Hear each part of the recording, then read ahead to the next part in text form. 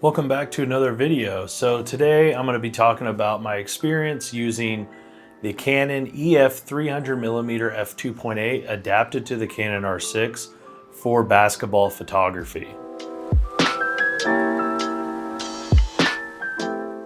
So using this lens is it's a challenge, and it's a good way to change things up from the normal routine when I'm covering basketball. Typically for basketball, I am shooting with the RF 24-70 f2.8 and the RF 70-200 f2.8 on both of my R6s. But occasionally I will pull out the 300 and adapt it to the R6 just to get some different style of shots. The 300 allows me to get some shots across the court, some good tight rebound shots and defensive shots as they're playing defense. So I don't have to go down to the other side to shoot defense. I can just shoot it from one side with this lens.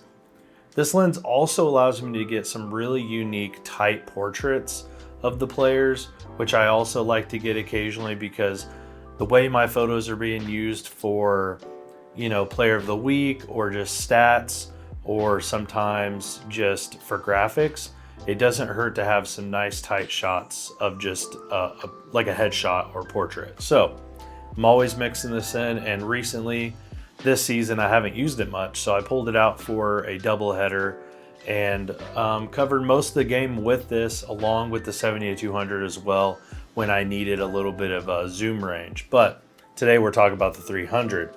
So some struggles about using the 300 for basketball, or more importantly, adapting it to the R6.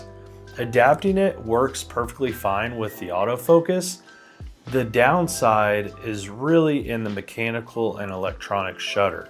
This is a very early model, non-image stabilized lens. And being that that is the case, it is not fully supported in the mechanical 12 frames per second on the Canon R6.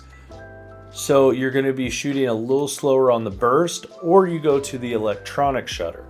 Now with going to electronic shutter, you're going to get shutter drag, which is going to elongate the basketball, sometimes show some weird bending in arms and legs. And so I try to steer away from using that shutter when using this lens. Now, you don't so much see that in basketball except for in the ball. Now, in other sports, it's going to be more prominent, especially in baseball and softball with the bats. That's where you're going to see a really crazy bend. But speaking with basketball, this lens does great if you have the room to work with it.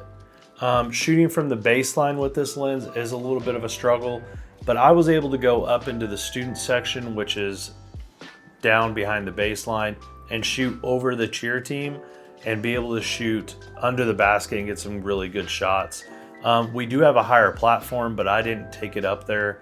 For this doubleheader, I tried staying more on the court level and just finding areas to shoot with it down there. So with that said, I hope you enjoyed this short video. I hope you liked the photos. If you have any questions, put them down in the comments down below. If you want to see more of the photos and some more of my sports work, be sure to follow me at Gorilla Photog on Instagram, and I will see you guys in the next one.